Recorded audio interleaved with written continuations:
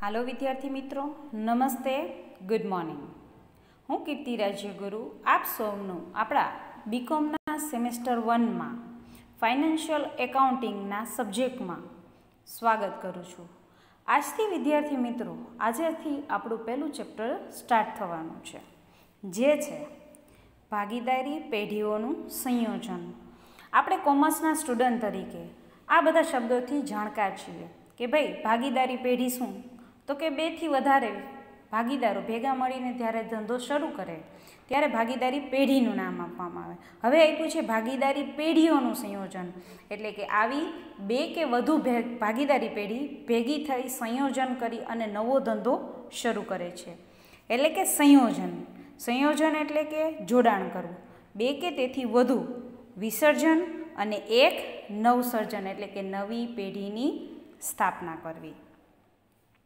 હવે વિદ્યાર્થી મિત્રો, આપણે જે રીતે ભાગીદારીમાં 2 કે તેથી વધુ વ્યક્તિઓ જોડાય છે, એવી જ રીતે ભાગીદારી પેઢીઓ પણ 2 કે તેથી વધુ સંખ્યામાં જોડાણ રચીને સમગ્ર ધંધાને એક નવા જ કરાર વડે નવું સ્વરૂપ આપે છે અને ધંધાની કામગીરી, વહીવટ, સંચાલન પ્રમાણે નવી વ્યવસ્થા અપનાવવામાં આવે છે. આ પ્રકારનું સંયોજન ધંધાકીય જગતમાં ઘણું જ જૂનું અને પ્રચલિત છે. સંયોજન અનુસાર નવી ભાગીદારી પેઢી નીચેના મુજબ કોઈ પણ એક રીતે રચવામાં આવે છે. જ્યારે કેવી રીતે, તો કે જ્યારે 2 કે તેથી વધુ વ્યક્તિગત માલિકીની પેઢીઓ જોડાણ રચીને એક નવી ભાગીદારી પેઢી રચે. પછી તો કે જ્યારે કોઈ એક ચાલુ ભાગીદારી પેઢી કોઈ એક વ્યક્તિગત માલિકીની પેઢીનો સમાવેશ પોતાની પેઢીમાં કરે, અથવા જ્યારે કોઈ એક ચાલુ ભાગીદારી પેઢી અન્ય બીજી ચાલુ ભાગીદારી પેઢીને પોતાનામાં સમાવી નવી પેઢી રચવા સંયોજન અપનાવે, અથવા જ્યારે 2 કે તેથી વધુ ભાગીદારી પેઢીઓ સંયોજન વડે પોતાની જૂની પેઢીઓનું વિસર્જન કરે અને એક નવી પેઢીનું નવસર્જન કરે છે. તો આ સંયોજનના હેતુઓ અને કારણો શું છે? શું કામ સંયોજન કરવામાં આવે છે? તો કે સંયોજનને લીધે અનેકવિધ લાભો સંયોજિત થતી પેઢીઓને મળી રહે છે. તેને ધ્યાનમાં રાખીને સંયોજન કરવાના કારણો અને હેતુઓ નીચે મુજબ આપેલા છે. ક્યાં ક્યાં? તો કે સંયોજન કરવાથી અયોગ્ય અને બિનજરૂરી હરીફાઈ દૂર થાય છે અને બજારમાં ભાવો સ્થિર રાખી શકાય છે. બીજું તો કે અંદરોઅંદરની હરીફાઈ અટકાવી શકાય છે, જેનાથી પેઢીઓને થતું આર્થિક નુકસાન સહન કરવું પડતું નથી. પછી તો કે એના આર્થિક લાભો પણ મળવાનું ચાલુ રાખી શકે અને પેઢીએ બજારમાંથી નીકળી જવું પડતું નથી. બંને પોતાની પેઢીઓનું સંયોજન કરી સ્થિર ખર્ચમાં ઘટાડો કરી શકે છે, બેવડા ખર્ચા ઘટે છે, દૂર થાય છે, વધુ માત્રામાં મૂડી મળી રહેવાથી કાયમી મૂડી શક્તિ વધે છે અને કાર્યશીલ મૂડી માટે ખેંચ રહેતી નથી. મોટા પાયા પર ખરીદી અને વેચાણના લાભો પ્રાપ્ત થાય છે. ધંધાનું સંચાલન વધુ કાર્યદક્ષ રીતે અને ન્યૂનતમ ખર્ચે કરવાના પ્રયાસો થઈ શકે છે. પછી તો કે શ્રમ વિભાજન, કામગીરીની કુશળતા અનુસાર કાર્ય વહેંચણી વડે ભાગીદારો પેઢીનું સંચાલન કુશળતાપૂર્વક અને નિપુણતાપૂર્વક ગોઠવવાના લાભો મેળવી શકે છે. ધંધાના વિકાસ અને પ્રગતિ માટે આવશ્યક એવા સંશોધન કાર્યનું અને ધંધાના સવિસ્તૃત સ્વરૂપનો લાભ મેળવવાનું સંયોજનને લીધે સરળ બની રહે છે. તો આ સંયોજનને સમયે ઉપસ્થિત થતા હિસાબી મુદ્દાઓ અને એની હિસાબી વિધિ શું છે? તો કે અન્ય પેઢી બીજી પેઢી સાથે સંયોજન કરે ત્યારે એના ચોપડાઓમાં સંયોજનની શરતો અને સમજૂતી તેમજ સ્પષ્ટતાઓને અનુરૂપ હિસાબી વ્યવસ્થાની ગોઠવણી કરવી જરૂરી છે.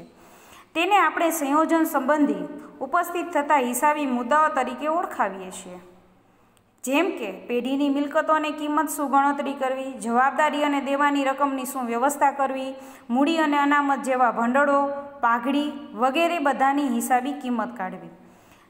તે સંબંધી હિસાબી બાબતો અંગે ગણતરી તેમજ નોંધ અને હિસાબ તૈયાર કરવાની સરળતા ખાતર અભ્યાસને કારણે એને 2 વિભાગમાં વહેંચી શકાય છે. એટલે કે સંયોજન સમયે પેઢી માટે ઉપસ્થિત થતા ખાસ મહત્ત્વના મુદ્દા, હિસાબી મુદ્દા, જેમાં પહેલું છે સંયોજિત થતી જૂની પેઢી માટે. હવે આપણે બે પ્રકારના હિસાબો શીખવાના છે, એક જૂની પેઢી અને નવી પેઢી. કે ભાઈ જૂની પેઢી છે જ્યારે પોતાનું વિસર્જન કરે છે, બંધ થાય છે, તો એ કયા કયા હિસાબી મુદ્દા ઊભા થાય છે અને કઈ કઈ ગણતરી કરવી પડે છે. અને એની સામે નવી પેઢી, તો કે નવી પેઢીમાં કઈ કઈ મિલકતો આવે છે, એની સામે શું લેતી દેતી કરે છે, દેવાની શું લેતી દેતી કરે છે, એના હિસાબે પેઢી રચાય છે. તો એ કઈ કઈ વસ્તુ ધ્યાનમાં લે છે. ત્યારબાદ હવે તો કે બંનેના ચોપડે આમ નોંધ ઊભી થશે, જૂની પેઢી અને નવી પેઢીના હિસાબે. તો આપણે સૌથી પહેલાં આમ નોંધ જોઈએ. તો કે કઈ, તો કે જૂની પેઢી. આપણે ખાસ તો જૂની પેઢીના ચોપડે જ ખાતા બંધ કરવાના આવશે અને નવી પેઢીના ચોપડે પાકું સરવૈયું આવશે. તો એના માટે આપણે આમ નોંધ આવડવી ખાસ જરૂરી છે. જો આમ નોંધ આવડશે તો ખતવણી આપણે યોગ્ય રીતે કરી શકશું. તો આપણે આમ નોંધ જોઈએ કે સૌથી પહેલી શું આમ નોંધ આવશે, તો કે મિલકતની કિંમતમાં વધારો હોય તો તે નફા નુકસાન હવાલા ખાતે લઈ જાય. એટલે કે આપણે જ્યારે દાખલો ગણશું ત્યારે આપણને ખાસ કરીને અમુક મુદ્દા આપેલા હશે કે ભાઈ આ મિલકતની કિંમત આટલી વધશે, તેમાં આટલો વધારો કરવાનો, તો એ વધારો હોય એ આપણે નફા નુકસાન ખાતે લઈ જવાનો. તો એની આમ નોંધ આવશે મિલકત ખાતે ઉધાર તે નફા નુકસાન ખાતે જમા. એવી જ રીતે જેમ મિલકતમાં વધારો થતો હશે એમ ક્યારેક કોઈ મિલકતમાં ઘટાડો પણ થશે. તો જો વધારો હોય તો નફા નુકસાન ખાતે જમા થશે, પણ જો ઘટાડો હશે તો નફા નુકસાન ખાતે શું થશે, તો કે ઉધાર. એટલે મિલકતની કિંમતમાં ઘટાડો થાય એટલે કે નુકસાન થાય તો આવશે નફા નુકસાન હવાલા ખાતે ઉધાર તે મિલકત ખાતે જમા. હવે તો મિલકતનો વધારો ઘટાડો આપણે આવી ગયો. હવે આપણે દેવાનો લેવાનો, જવાબદારીનો, કે જો દેવા અથવા જવાબદારીની રકમમાં ઘટાડો થતો હોય, ફાયદો થતો હોય કે લાભ થતો હોય તો એ નફા નુકસાન હવાલે ખાતે લઈ જવાનો હોય. તો દેવા અને જવાબદારી ખાતે ઉધાર તે નફા નુકસાન હવાલા ખાતે જમા. એવી જ રીતે દેવા જવાબદારીમાં ઘટાડો થતો હોય તો એની સામે વધારો પણ ઘણીવાર થતો હોય તો એની ઉલટી નોંધ કરવાની, નફા નુકસાન હવાલા ખાતે ઉધાર તે દેવા અને જવાબદારી ખાતે જમા. હવે તો કે નફા નુકસાન હવાલા ખાતું બંધ કરતાં મળતો નફો, તો એ નફો હશે તો એ નફા નુકસાન હવાલા ખાતે હંમેશા ઉધાર આવશે, તે ભાગીદારોના મૂડી ખાતે જમા લઈ જવાનો. એવી જ રીતે નફા નુકસાન હવાલા ખાતું બંધ કરી અને જો ખોટ મળે તો એની ઉલટી અસર, ભાગીદારોના મૂડી ખાતે ઉધાર થશે, તે નફા નુકસાન હવાલા ખાતે જમા થશે. પછી તો કે માલિકી ભંડોળ ગળાય તેવી અનામત, એટલે કે નફા નુકસાન ખાતાનો નફો કે અન્ય બાકી ભાગીદારોના મૂડી ખાતે, એટલે કે જે આપણે આપ્યું હોય દાખલામાં કે ભાઈ ભાગીદારોની આટલી આટલી અનામતો છે, આ છે આ છે, તો એ આપણે ભાગીદારોના ખાતે લઈ જવાની. એટલે એનો આવશે અનામત ખાતે ઉધાર તે નફા નુકસાન ખાતે એનો નફો હશે એ ઉધાર થશે. તે કારીગર અકસ્માત વળતર ભંડોળ હશે તો એના ખાતે ઉધાર થશે. તે બધું ક્યાં જશે, તો કે તે ભાગીદારોના મૂડી ખાતે જમા થશે. એવી જ રીતે ઉપરોક્ત આપણે બાકી આપી જ નફાની બાકી, એને બદલે જો ખોટ કે નુકસાન હોય તો તે ભાગીદારોના મૂડી ખાતે ઉધાર થશે, તે નફા નુકસાન ખાતાની બાકી ખાતે જમા થશે, તે ઉધાર બાકી ખોટ ખાતે જમા થશે, એ બધી વસ્તુ થશે. હવે નેક્સ્ટ આમ નોંધ ઉપર કે ભાઈ નવી પેઢીએ ન સ્વીકારેલી મિલકતોનું ભાગીદારોના મૂડી ખાતે લઈ જવાનું. આપણે દાખલામાં કીધું હોય કે ભાઈ નવી પેઢી આ મિલકતો નથી સ્વીકારતી તો આપણે શું કરવાનું, તો એ ભાગીદારના મૂડી ખાતે લઈ જવાની. અને મૂડી ખાતે લઈ જઈએ એટલે ભાગીદારોના મૂડી ખાતે ઉધાર તે મિલકત ખાતે જમા. હવે તો પેઢીએ ન સ્વીકારેલા દેવા કે જવાબદારી, તો એનું શું કરવાનું, એનું એ જ કરવાનું કે જો એ નવી કંપની ન સ્વીકારતી તો ભાગીદારોના મૂડી ખાતે દઈ દેવાનું. એટલે દેવા અને જવાબદારી ખાતે ઉધાર તે ભાગીદારોના મૂડી ખાતે જમા. હવે એક મહત્ત્વની નોંધ કે ભાઈ જૂની પેઢી દ્વારા મિલકત બારોબાર વેચવામાં આવતી હોય કે દેવું જૂની પેઢી દ્વારા ચૂકવી દેવામાં આવતું હોય તો નવી પેઢીને રોકડ અથવા બેંક સોંપતા પહેલાં મિલકતની ઉપજ અને દેવાની ચકાસણી રોકડ અથવા બેંક ખાતે દર્શાવવીને રોકડ અથવા બેંક ખાતાની આખર બાકી સોંપી દેવી. આ સંજોગોમાં ઉપરની બંને આમ નોંધમાં ભાગીદારોના મૂડી ખાતાને બદલે રોકડ અથવા બેંક ખાતે શબ્દનો ઉપયોગ થાય છે. એટલે કે ભાગીદારોના ખાતા જ્યારે બંધ થતા હોય ત્યારે આપણે જે બાકી મળતી હોય એ આપણે ક્યાં લઈ જવાની, તો કે રોકડ ખાતે. તો એના માટે નોંધ થશે રોકડ બેંક ખાતે ઉધાર અથવા તો રોકડ બેંક ખાતે જમા. અને એ આપણે આપવાની રહેશે કે એ પાઘડી આપે તો પાઘડી ખાતું ઉધારી જૂના નફા નુકસાનના પ્રમાણમાં ભાગીદારોના મૂડી ખાતે જમા કરવા. હવે તો કે નવી પેઢીને મિલકતો નવી કિંમતે સોંપી તેના ખાતા બંધ કરવા. હવે બધા ખાતા બંધ થશે તો એની શું આખર બાકી આવશે, તો કે નવી પેઢી ખાતે ઉધાર તે જે તે મિલકતો ખાતે જમા.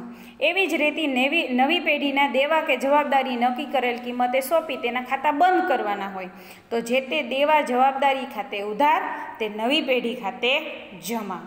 હવે લાસ્ટ આમનો કે ભાગીદારોના મૂડી ખાતા બંધ કરવાના. સૌથી પહેલાં જો નફા નુકસાન ખાતું બંધ થશે એની બાકી મૂડી ખાતામાં જશે. મૂડી ખાતું બંધ થશે તો એની આખર બાકી ક્યાં જશે તો કે રોકડ ખાતે. તો એની આખર બાકીની નોંધ શું થશે તો કે ભાગીદારોના મૂડી ખાતે ઉધાર તે નવી પેઢી ખાતે જમા. હવે તો કે જેમ આપણે જૂની પેઢીના ચોપડે જોઈ એવી જ રીતે આપણે નવી પેઢી, તો નવી પેઢીમાં ફક્ત એટલો જ ફેર છે કે નવી પેઢીમાં જે મિલકતો અને દેવા છે એના જે સરભર હશે ને એની જ નોંધ થશે. એટલે નવી પેઢીના ચોપડે સંયોજન મુજબ શરૂઆતની આમ નોંધ, એમાં ફક્ત મુખ્ય 5 આમ નોંધ કરવામાં આવે છે. સૌથી પહેલી, જૂની પેઢી પૈકી પ્રથમ પેઢીના ધંધાની મિલકતો, દેવા અને જવાબદારી અને મૂડી સંભાળતા હોય ત્યારે આમ નોંધ શું આવશે તો કે મિલકતો ખાતે ઉધાર તે દેવા અને જવાબદારી ખાતે જમા તે ભાગીદારોના મૂડી ખાતે જમા. બીજી, જૂની પેઢી પૈકી બીજી પેઢીના ધંધાની મિલકતો, દેવા અથવા જવાબદારી અને મૂડી સંભાળતા આવશે મિલકતો ખાતે ઉધાર તે દેવા જવાબદારી ખાતે જમા તે ભાગીદારોના મૂડી ખાતે જમા. ઓલી પ્રથમ પેઢીની હતી, આ આવશે હવે બીજી પેઢીને આમ નોંધ. હવે ત્રીજી આમ નોંધ, નવા પાકા સરવૈયામાં પાઘડી ખાતું દર્શાવવાનું ન હોય. જો આ મુખ્ય મુદ્દો છે પાઘડીનો, એટલે ખાસ ધ્યાનમાં રહેવું કે ભાઈ નવા પાકા સરવૈયામાં પાઘડી ખાતું દર્શાવવાનું ન હોય અને નવા નફા નુકસાન પ્રમાણમાં માંડી વળવામાં આવતું હોય ત્યારે એની આમ નોંધ થશે નવી પેઢીના ભાગીદારોના મૂડી ખાતે ઉધાર તે પાઘડી ખાતે જમા. એ નોંધમાં શું આપ્યું છે કે બંને જૂની પેઢીને ચૂકવાયેલ પાઘડીની રકમનો સરવાળો ભાગીદારો વચ્ચે વહેંચી દેવાશે. પાઘડી ખાતું બંધ થઈ જતું હોવાથી નવા પાકા સરવૈયામાં દર્શાવાશે નહીં.